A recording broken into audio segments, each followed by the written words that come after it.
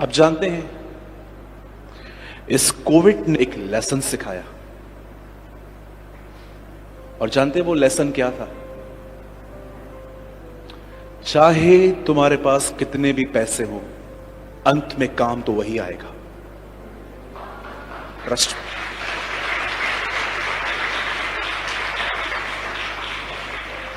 लोग पैसे लेके अस्पतालों के बाहर खड़े थे, बिल्कुल हेल्पलेस। पैसे थे, बेड नहीं था। पैसे थे, वेंटिलेटर नहीं थे। पैसे थे, मास्क नहीं था। पैसे थे, डॉक्टर्स नहीं थे। हर जगह पे वेटिंग वेटिंग वेटिंग। दम तोड़ रहे थे लोग, ऑक्सीजन नहीं थी। मातम था, मातम।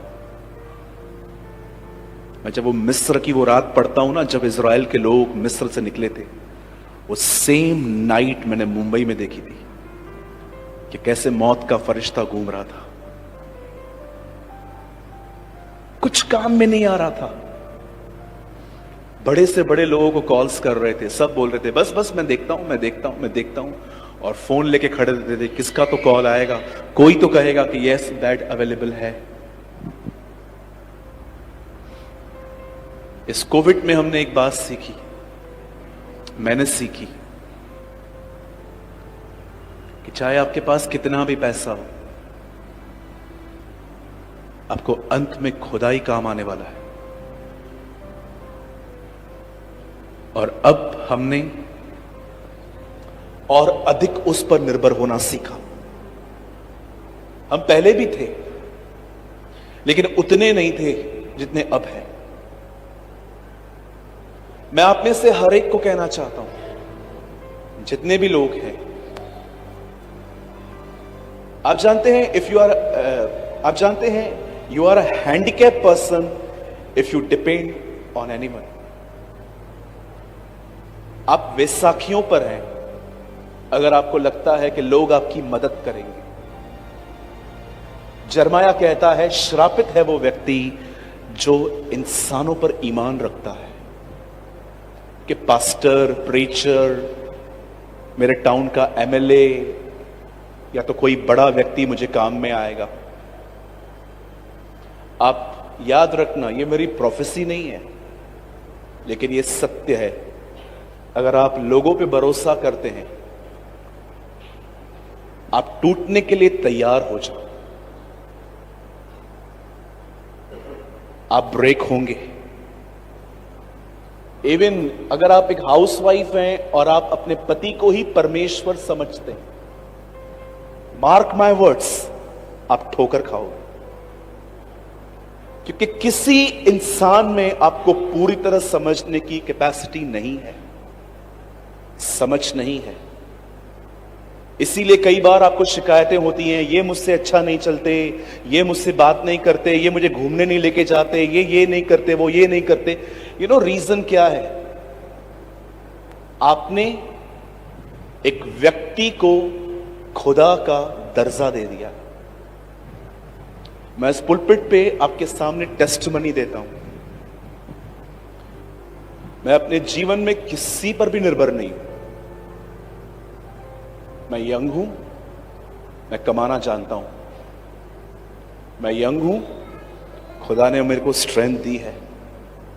मैं यंग हूं, मैं अपना काम खुद कर सकता हूं। परमेश्वर ने मुझे स्ट्रेंथ दी है। मैं आप में से हर एक को एक एडवाइस देता हूं। आज जब मैं यहां आया तो मेरे मन में एक थॉट आया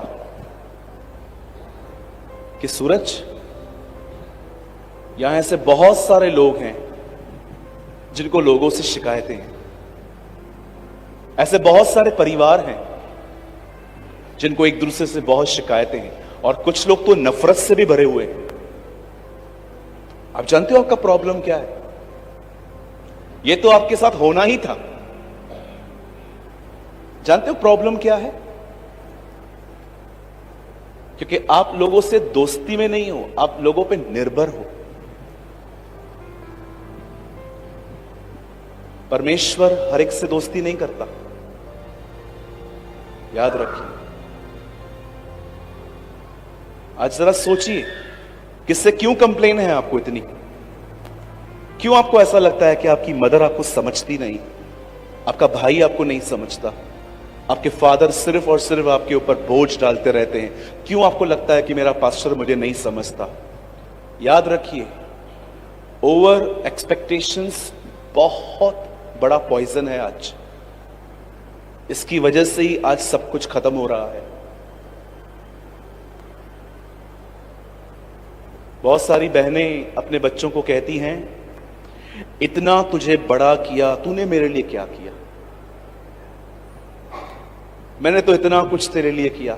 आप क्यों लोगों से इतनी उम्मीद करते हैं? हां, ठीक है, आपके बच्चों का फर्ज है कि जब वो बड़े हो जाते हैं तो वो कमा के आपको खिलाएं, इसमें कोई गलत नहीं है। पर कुछ लोग है ना, इतनी अटैचमेंट में होते हैं, इतनी अटैचमेंट में। आप जानते हो, जो भी लोग खुदा से ज्यादा लोगों से मोहब्बत करते हैं, जानते हो बाइबल उन्हें क्या कहती है? यीशु ने एक आदमी को कहा, मेरे पीछे हो ले। वो कहता है, प्रभु मैं अपने पिता को गाड़ के फिर तेरे पास आऊंगा। एक्चुअली उसका बाप मरा नहीं था, वो ये कह रहा था, मेरा डैड जिंदा है, मुझे इसकी सेवा करने दे, जब वो मर जाएगा मैं तेरे साथ आ जाऊंगा। और यीशु मसीह ऐसे व्यक्ति के लिए कहता है, मुर्दों को अपने मुर्दे गाड़ने दे।